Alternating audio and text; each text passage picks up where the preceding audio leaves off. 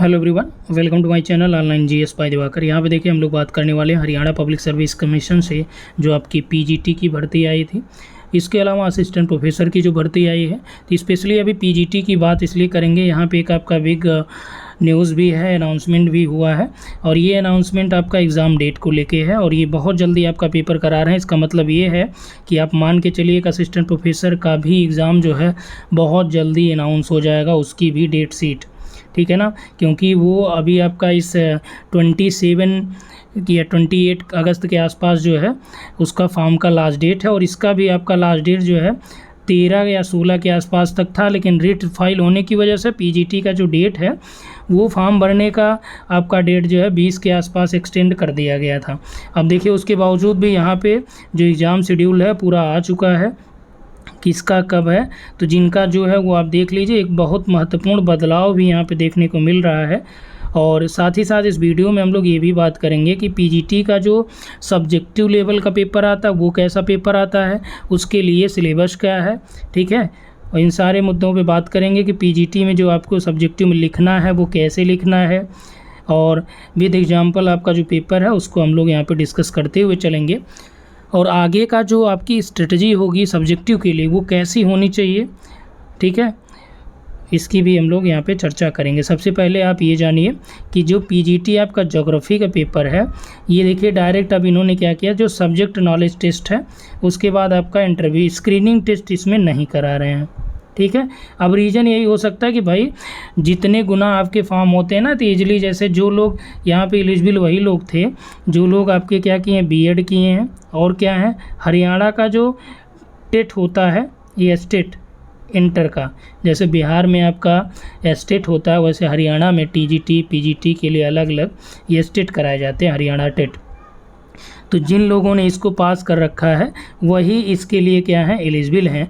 इसमें देखिए आपका पीजीटी में इंटरव्यू भी है, तो ये सब्जेक्ट नॉलेज टेस्ट यानी कि जो आपका होगा पेपर ये कैसा होगा, सब्जेक्टिव होगा, स्क्रीनिंग का नहीं होगा, मतलब ऑब्जेक्टिव नहीं होगा। तो इसलिए आइए उसको भी दिखा देते हैं पेपर आपका कैसा पूछा जाना है आपसे।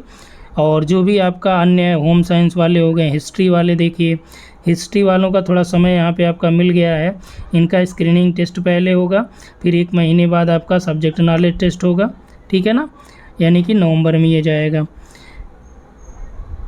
तो यहाँ पे आप सारा कुछ देख ही रहे होंगे। और ये आपका होम साइंस का है, अलग अलग इसमें मेंशन भी किया गया है। ये देखिए ज्योग्राफी का इसमें दोनों कैडर का, मेवात कैडर और जो आरओएच वाला वो भी दोनों कैडर आपका यहाँ पे मेंशन करके दिया गया है, ठीक है ना। देन हम लोग यहाँ पे बात कर लेते हैं ज्योग्राफी का जो आपका पीजीटी का सिलेबस है, उसमें आपको क्या क्या चीज़ें पढ़नी हैं और कहाँ कहाँ से प्रश्न आपके कंफर्म होते हैं वो पूछे जाने हैं। तो इनमें मैं उन टॉपिक को हाईलाइट कर दे रहा हूँ। अगर आपके पास किताब हो तो किताब से पढ़िएगा, नहीं तो आपको इस पर नोट्स हम अवेलेबल करा देंगे, ठीक है ना। अब नोट्स का मतलब ये है कि बहुत डिटेल्ड के नोट्स तो नहीं होंगे, क्योंकि जो आपके ऑब्जेक्टिव फॉर्म में होते हैं उसी के पर्पज़ से बनाया गया, लेकिन फिर भी वहाँ पे 200 वर्ड या 150, 200, 250 वर्ड में आप उसको मेंशन कर सकते हैं, ठीक है ना। तो चलिए यहाँ पे देखते हैं कि जो आपका सिलेबस है उसका पहला पार्ट क्या है। ये है ज्योग्राफी एज ए डिसिप्लिन, यानी कि ये टॉपिक 1 आपका कौन सा टॉपिक है, एनसीईआरटी का ही आपका ये टॉपिक है, ठीक है ना। तो इसके लिए सबसे पहला काम आपको ये करना है, हरियाणा का जो आपका इंटर का वहाँ पे एग्ज़ाम होता है ना, अगर उसके पेपर के सॉल्व अगर आपको मिल जाए, जैसे विद्या वाला जो पहले आप पढ़ते रहेंगे, विद्या या राहुल करके सीरीज आती थी, उसमें आंसर लिखे होते, क्वेश्चन लिखे होते, तो उसको आप देखेंगे तो उससे आपको फ़ायदा मिलेगा। हालांकि आंसर की प्रैक्टिस करनी है कैसे है, तो उसका सबसे अच्छा ये तरीका आपको डायग्राम वगैरह बनाना है, जिससे कम टाइम में आप ज़्यादा से ज़्यादा क्वेश्चन अटेम्प्ट कर पाएँ। तो जो इसका पैटर्न है पूरा वो ये है कि भाई टोटल 18 प्रश्न आपको देंगे, इन 18 में से आपको 15 करने होंगे। अभी आपको दिखाएँगे वो कैसे प्रश्न हैं।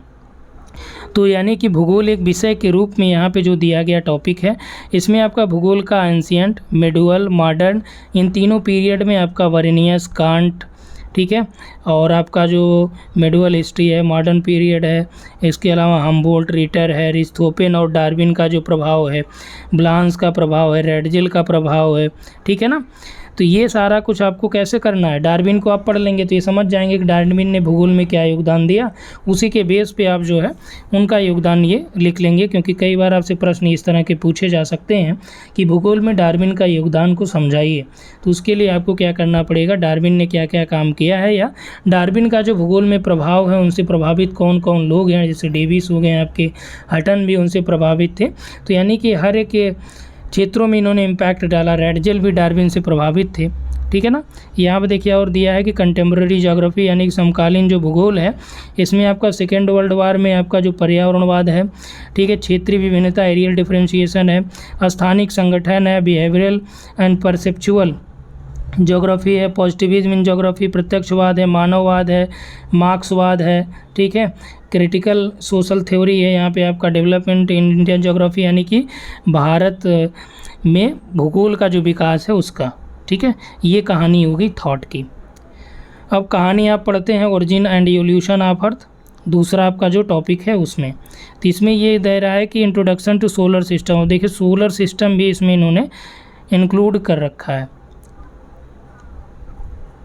ठीक है। इसमें आपका देखिए फिर मोशन ऑफ अर्थ है, इंटीरियर ऑफ द अर्थ है, ओरिजिन ऑफ अर्थ है, इस पे सारा आपका मटेरियल मिल जाएगा, ठीक है। Interior of the earth and distribution of ocean and continents, यानी कि जो आंतरिक संरचना में पृथ्वी का आंतरिक संरचना, उसका वितरण और महासागर और महाद्वीप, ये सारा कुछ यहाँ पे मेंशन किया गया। यानी कि आपका इसमें ओशनोग्राफी भी इंक्लूड कर लिया गया है। अब देखिए यहाँ से आप पढ़िए, ये देखिए अर्थ इंटीरियर का based on the seismic evidence, origin of continent and ocean basin, Wegener की थ्योरी, ये कन्फर्म है। Wegener, plate tectonics, plate movement and interaction, volcanicity and seismicity, यानी कि आप ज्वालामुखी, भूकंप, ये 100% आप याद रख लीजिए। ये देखिए वेगनर की जो थ्योरी है, प्लेट टेक्टोनिक्स की जो थ्योरी है, इनको भी आप एकदम रट्टा मार लीजिए, ठीक है ना। तो टॉपिक नंबर 3 यानी कि यूनिट नंबर 3 हो गया। यूनिट 4 आपका लैंडफॉर्म है, कौन से लैंडफॉर्म कैसे बनते हैं इसको भी थोड़ा सा आपको देख लेना है, कौन सा निक्षेपात्मक है, कौन सा अपर्दनात्मक है, स्थल रूप, उसको वहाँ पे आपका दे देगा कि आपको एक्सप्लेन करना है, तो आप उसको वहाँ पे बना के एक्सप्लेन कर सकते हैं, ठीक है ना। तो ये लैंडफॉर्म का हो गया टोटल। और इसके बाद देखिए क्लाइमेट है, क्लाइमेटोलॉजी आ गया, यूनिट नंबर 5 या टॉपिक नंबर 5। क्लाइमेटोलॉजी में आपका एटमॉस्फेयर में देखिए आपसे ये दे देगा कि वायुमंडल की संरचना और संगठन को समझाइए, ठीक है, सब्जेक्टिव में, स्क्रीनिंग तो है नहीं। इसके बाद देखिए कोपेन और थॉर्नथवेट है, तो इनका भी 100% यहाँ से मान के चलिए एक यहाँ से आपके कंफर्म हो जाते हैं। Global climate change cause and effect, ठीक है, ये insulation and temperature, atmospheric pressure और विंड, ये भी आपका टॉपिक है, यहाँ से भी आपके प्रश्न एक कंफर्म हो जाते हैं। और इसके बाद देखिए आपका वाटर दिया गया यानी ओशनोग्राफी है आपका, geomorphology of ocean floor, submarine relief of Atlantic यानी अटलांटिक महासागर, पैसिफिक, इंडियन ओशन, इन सारे महासागरों का जो आपका उच्चावच है, उनके जो गर्त हैं, उनमें जो द्वीप हैं, जो जलधारा है, वो सारा का सारा आपको पढ़ना है, ठीक है ना। वहाँ पे जो लवणता है, जो तापमान है, वो देखना है।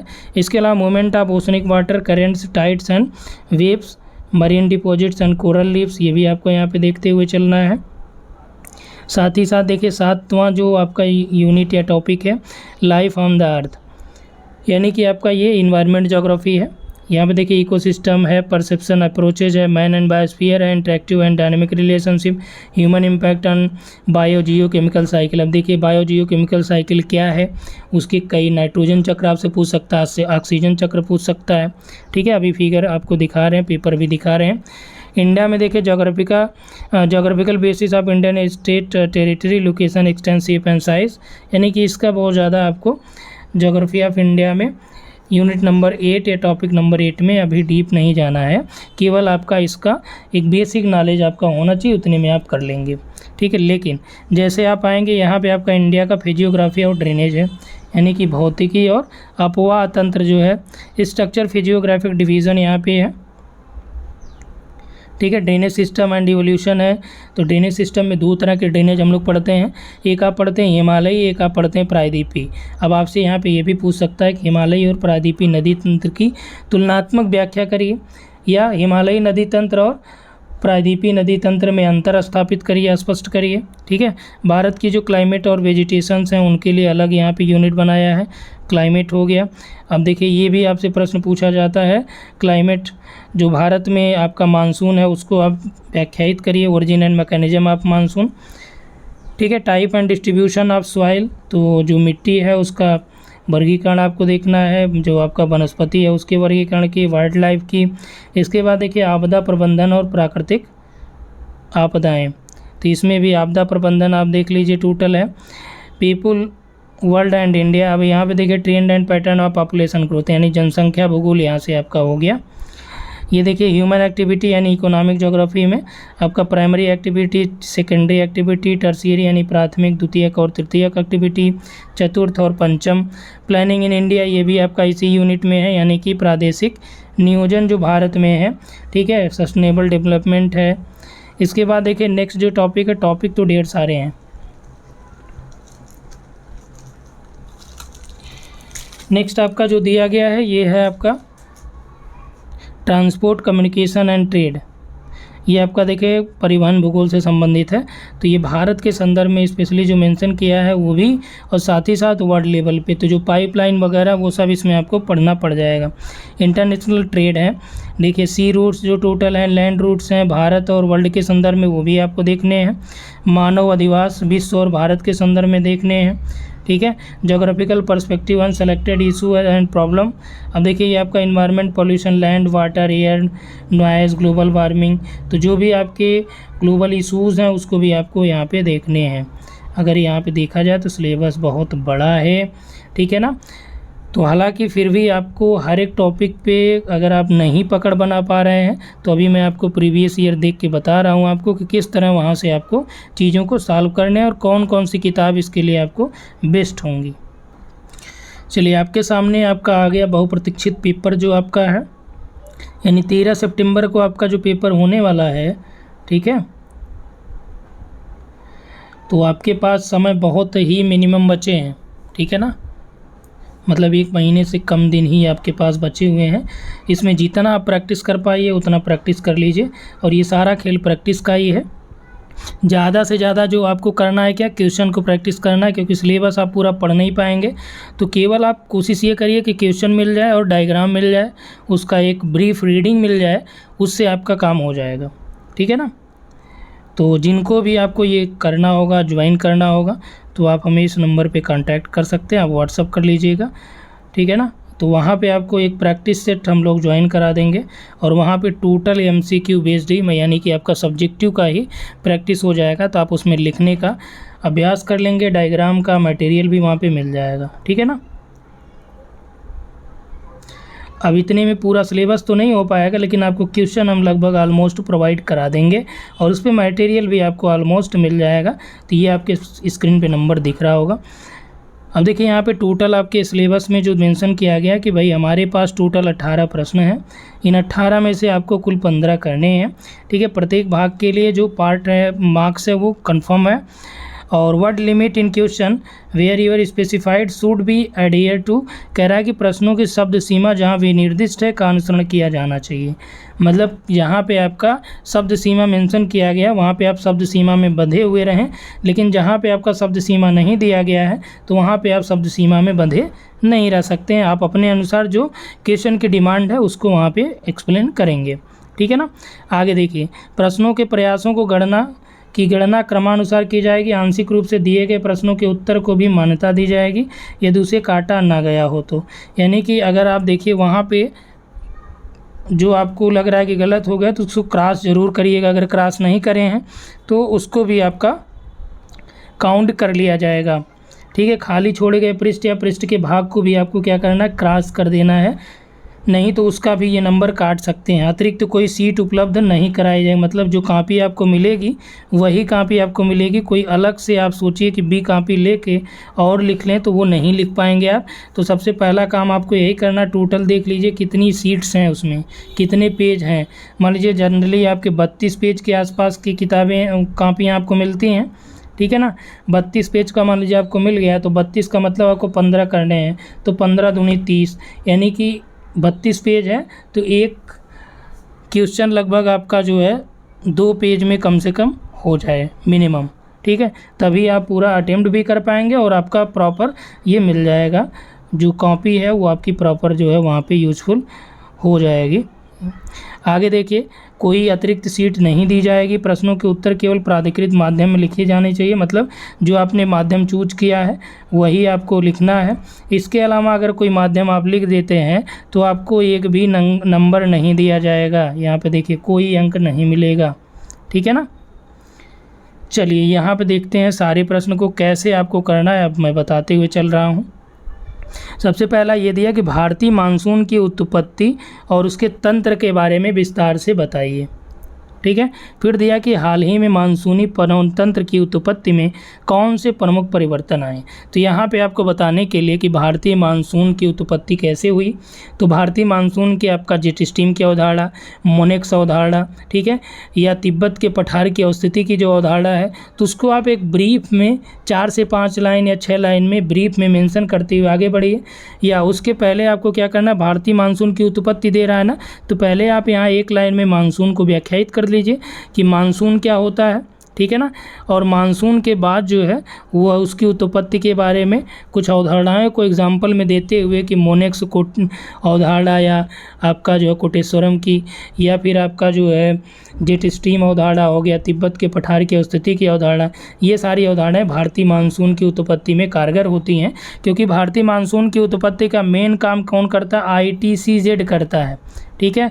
जैसे ही आपका सूर्य जो है उत्तरायण की तरफ आएगा, उत्तर दिशा की तरफ आएगा, तो जो ITCZ है ये आपका इधर स्थापित हो जाता है लगभग 20 से 25 डिग्री उत्तरी अक्षांशों के पास। और इसकी वजह से क्या होता है कि यहाँ पे जो आपका दक्षिण से आपकी व्यापारिक हवाएं आती हैं, ठीक है, ट्रेड विंड्स आती हैं, उनकी दिशा में परिवर्तन हो जाता है। और उनकी दिशा में परिवर्तन होने की वजह से चूँकि वह जो है आपका कहाँ से आती हैं, इधर महासागरीय भागों से आती हैं, इसलिए उसमें आर्द्रता की मात्रा होती है।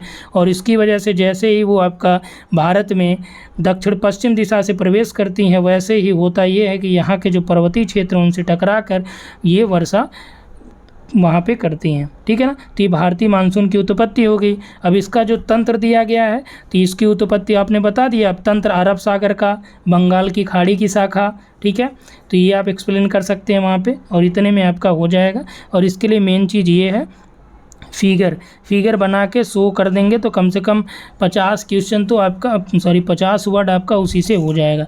इसमें देख रहे हैं आप 5 + 5 दिया गया, यानी कि अब टोटल नंबर आपका 150 का है, तो 5 + 5 यानी कि 5 नंबर इस पे है।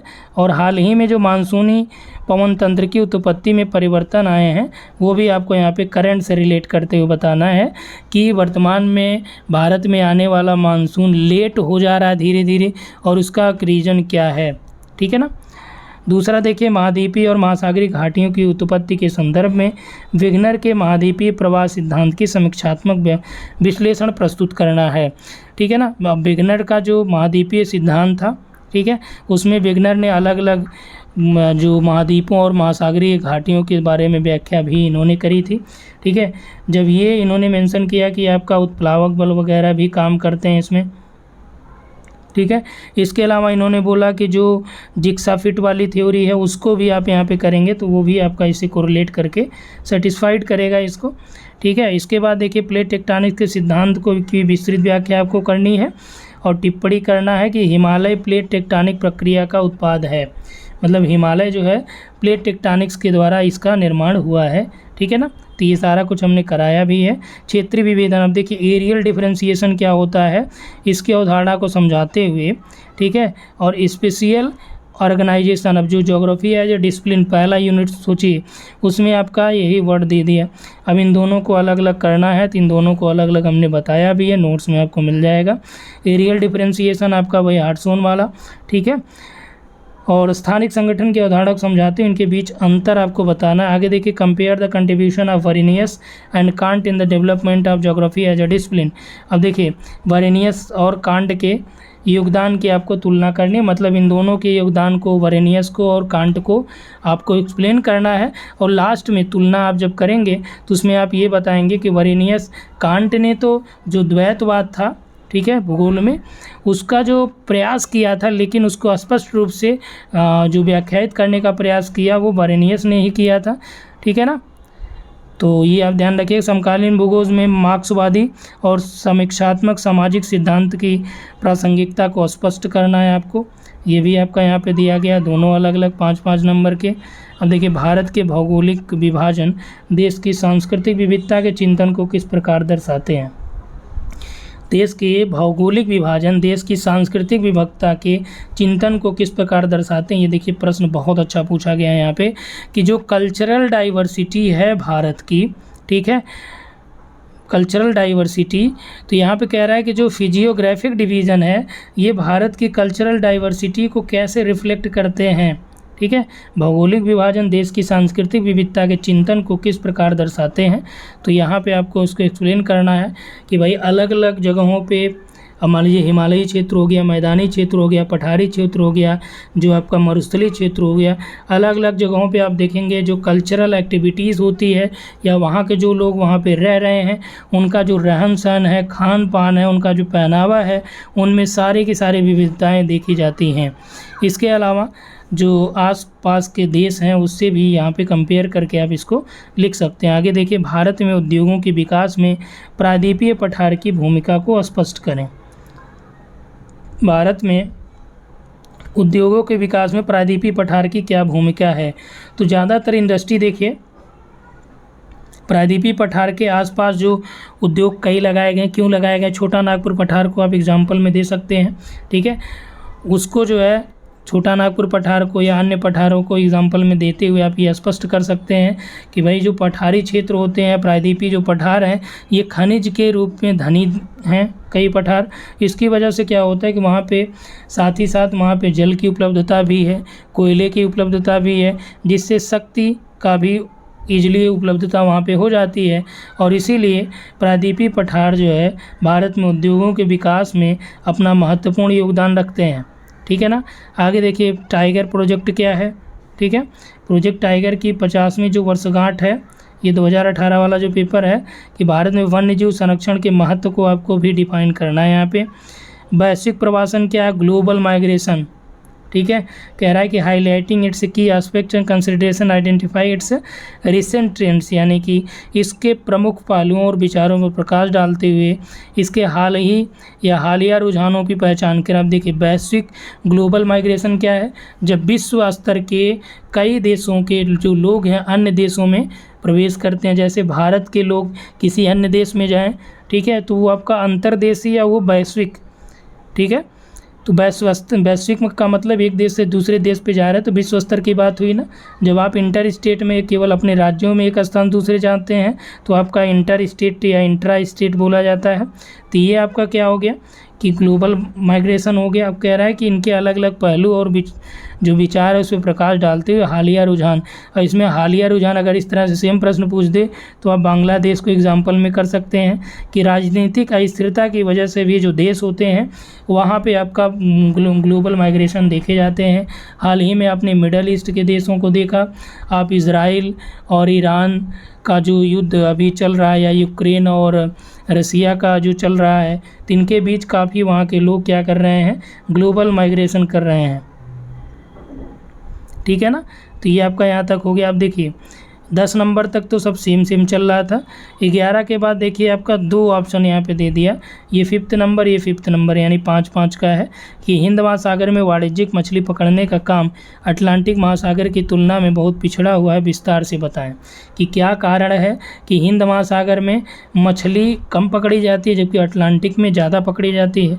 पहला एग्जाम्पल तो आप इसको ये दे सकते हैं कि ओशनिक करेंट्स की वजह से, महासागरीय जलधाराओं की वजह से। ठीक है, और यही आपका बृहद कारण है। और साथ ही साथ आप ये भी दे सकते हैं कि अटलांटिक महासागर के जो तटीय देश हैं वो लगभग आपके कई जो है विकसित देश भी हैं, और इस चक्कर में क्या होता है कि वहाँ पे आपका तकनीकी सुविधाओं की वजह से मछलियों को पकड़ने के लिए नए नए इक्विपमेंट्स का आविष्कार किया गया। ठीक है, अंतर्राष्ट्रीय व्यापार में स्वेज नहर की भूमिका को स्पष्ट करिए। अब देखिए, ये भी आपका मोस्ट इम्पॉर्टेंट है। अब सोच लीजिए कि अंतर्राष्ट्रीय व्यापार में स्वेज नहर की क्या भूमिका है। आप जानते हैं कि जब स्वेज नहर का निर्माण नहीं हुआ था, हम लोगों को 7000 किलोमीटर लगभग अधिक चलने पड़ते थे। ठीक है, अगर हम व्यापार कर रहे हैं आपका यूरोपीय देशों से। तो आपका जो केप ऑफ गुड होप था, ठीक है, अफ्रीका का जो दक्षिणी पार्ट था, वहाँ से होते हुए फिर हम लोग यूरोप में पुर्तगाल वगैरह में जाते थे, जिधर से आपका कोलंबस आया था, ठीक है। लेकिन सुएज नहर के निर्माण होने से पहले तो ये अंतर्राष्ट्रीय व्यापार में तेज़ी भी है, और दूसरा ये कि जो देशों का 7,000 किलोमीटर का जो एक्स्ट्रा जो ट्रांसपोर्टेशन कास्ट था वो क्या हो गया, कम हो गया। हालांकि सुएज नहर में आप एक ही दिन में इसको नहीं पार कर पाते, क्योंकि यहाँ पे ट्रैफिक भी ढेर सारे लगे होते हैं, तो 5 से 10 दिन यहाँ पे लग जाते हैं आपको सुएज नहर को पार करने में, क्योंकि ट्रैफिक इतना ज़्यादा होता है, ठीक है ना। तो इसीलिए यहाँ पे इसका सुएज नहर का इंटरनेशनल इम्पोर्टेंस है, क्योंकि कोई भी चीज़ आपको यूरोप से इंडिया की तरफ या आपका इंडिया की तरफ से यूरोप की तरफ ले जाना है, तो यही आपका एकमात्र सुचारू माध्यम है। इसके अलावा हवाई जहाज़ से तो आप जा ही सकते हैं। 12 नंबर देखिए, भारतीय संदर्भ में लोकतांत्रिक संक्रमण सिद्धांत की प्रासंगिकता को विस्तार से बताइए। लोकतांत्रिक संक्रमण नहीं, बल्कि ये क्या है कि डेमोग्राफिक ट्रांजिशन थ्योरी है, डेमोक्रेटिक नहीं है, ये डेमोग्राफिक है, ये ध्यान रखिएगा। अब देखिए इसमें इन्होंने गड़बड़ कर दिया, ये डेमोग्राफिक है, जननांकीय संक्रमण सिद्धांत है, ठीक है ना। Why are the world fold mountain located along the margin of continents, कह रहा है कि विश्व के जो वलित पर्वत हैं महाद्वीपों के किनारे पर ही क्यों स्थित थे, जो वलित पर्वत हैं, ठीक है ना। तो ये आप प्लेट टेक्टोनिक्स पढ़े होंगे, वहाँ से आप इसको ईजिली कर सकते हैं। इसके बाद देखिए 13 नंबर पे जो दिया गया है 13 नंबर में कि अक्षांश हमें जलवायु क्षेत्र को समझने में मदद करते हैं, जबकि देशांतर हमें समय क्षेत्र को समझने में मदद करते हैं, ठीक है ना। तो इसको आपको स्पष्ट करना है, तो आप फिगर बनाइए, इक्वेटोरियल बेल्ट और आपका जो सारी क्लाइमेटिक कंडीशंस हैं इसको आप यहाँ पे डिफ़ाइन करते हुए, और फिर एक आपका अलग से फिगर बनाइए जिसमें देशांतरों को डिफ़ाइन करिए, 82.5 को दिखाइए, 0 डिग्री इंटरनेशनल डेटलाइन को दिखाते हुए आप इनको एक्सप्लेन कर सकते हैं, ठीक है ना। 14 नंबर देखिए, क्षेत्रीय अध्ययन में प्रवाह मानचित्रों की उपयोगिता, उदाहरण समझाइए। अब देखिए आपका मैपिंग से आ गया कि जो रीजनल स्टडीज़ होती हैं उसमें आपका फ्लो मैप का क्या यूटिलिटी है, ठीक है ना। आगे देखिए, भू आकृति विज्ञान प्रक्रिया के रूप में नदी पर कब्जे की विस्तार से व्याख्या करिए, यानी कि रिवर कैप्चर क्या होता है, रिवर कैप्चरिंग, जियोमॉर्फोलॉजिकल प्रोसेस में रिवर कैप्चरिंग क्या होती है। जैसे मान लीजिए ये आपकी बड़ी रिवर है, इसमें कोई छोटी रिवर यहाँ पे अपना नदी में जल गिरा रही थी, बाद में ये क्या हुआ कि इसका जो तल है वो आपका कट के लगभग इसके बराबर हो जाए, तो ये नदी क्या हो जाएगी, ये कहेगी कि नदी के यहाँ पे क्या कर रही है, कैप्चरिंग कर रही है, ठीक है, नदी को। चलिए लास्ट में देखिए आपका 15 नंबर, 15 ही करने हैं, ध्यान रखिएगा। स्थानिक वितरण के माप के रूप में स्पेशियल डिस्ट्रीब्यूशन की आपको व्याख्या करनी है, ठीक है। संसाधन उपयोग में सतत विकास की अवधारणा की व्याख्या करनी है। ये सारा कुछ आप लोग जान रहे हैं। किसी भी क्षेत्र में मरुस्थलीकरण की प्रक्रिया के 2 उदाहरण बताइए कि कोई भी एरिया है वहाँ पे मरुस्थलीकरण किन रीजनों से होता है, ठीक है ना। वर्षा ना हो इसकी वजह से हो गया, और क्या रीज़न है ये भी आप बताइए।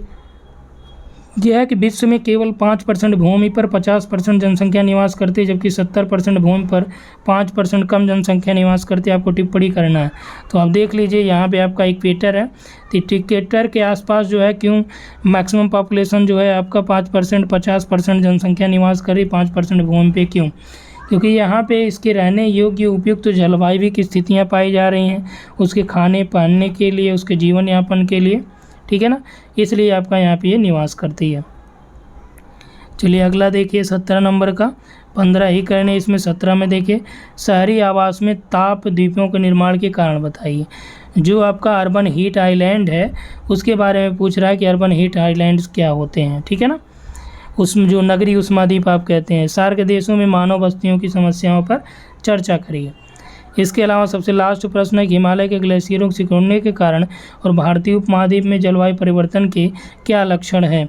तो इसको आप देखेंगे तो भारतीय उपमहाद्वीप में जो ग्लेशियर हैं धीरे धीरे पिघलने लगे हैं, और पिघलने की वजह से ग्लेशियर क्या हो रहे हैं, धीरे धीरे सिकुड़ रहे हैं, ठीक है ना, मतलब कम हो रहे हैं, तो कम होने को ही हम लोग क्या बोलते हैं यहाँ पे, सिकुड़ रहे हैं वो, ठीक है ना। तो ये टोटल आपका क्या हो गया कि पीजीटी में किस तरह से आपको पढ़ना है, कौन कौन से। अब देखिए बुक की हम लोग बात करें तो हमने शुरुआत में ही बता दिया कि जो बुक या क्रॉनिकल की प्रीवियस ईयर हो, यूपीएससी ज्योग्राफी ऑप्शनल की, उसको ले लीजिए, वो भी बेनिफिट आपके लिए करेगी।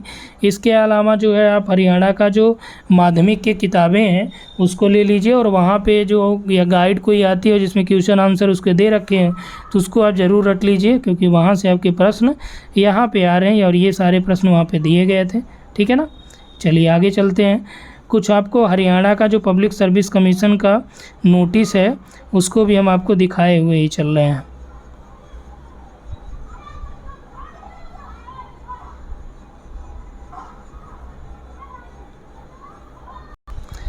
ये देखिए हरियाणा पब्लिक सर्विस कमीशन जो आपका सिविल सर्विसेज हरियाणा का होता है, ठीक है, हरियाणा पीसीएस का जो पेपर है उसमें एक होता है ऑप्शनल पेपर ज्योग्राफी का, और वो भी पेपर आपको यहाँ पे दिखा दे रहे हैं उसमें किस तरह से क्या चीज़ें दिया गया। इसमें भी देखिए 150 वर्ड में लिखने के लिए दिया है, नगरीय जलवायु, झील पुल केंद्र, ठीक है, और यहाँ पे आपका तंत्र विश्लेषण है, प्लेट टेक्टोनिक्स है, और आपका यहाँ पे दिया गया है पर्यावरणीय यौवन है, मानव सूचकांक है। तो ये सारी चीज़ें जो दी गई हैं इसको भी आपको एक बार ध्यान दे लेना है, क्योंकि हो सकता है कि कई प्रश्न यहाँ से ही उठा के दे दें। और इसका सिलेबस जो है पूरा उसी के आसपास का सिलेबस है, और लगभग इसमें आप देख ही रहे हैं कि प्रश्न वैसे ही पूछे गए हैं उन्हीं सिलेबसों को आधार बना के। ठीक है ना। तो इस वीडियो में इतना ही। आपके और कोई डाउट्स हो तो यहाँ पूछ सकते हैं। इसके अलावा आप हमसे संपर्क करने के लिए इस नंबर पे व्हाट्सअप कर सकते हैं। ठीक है ना। तो इसमें इतना ही। Thanks for watching.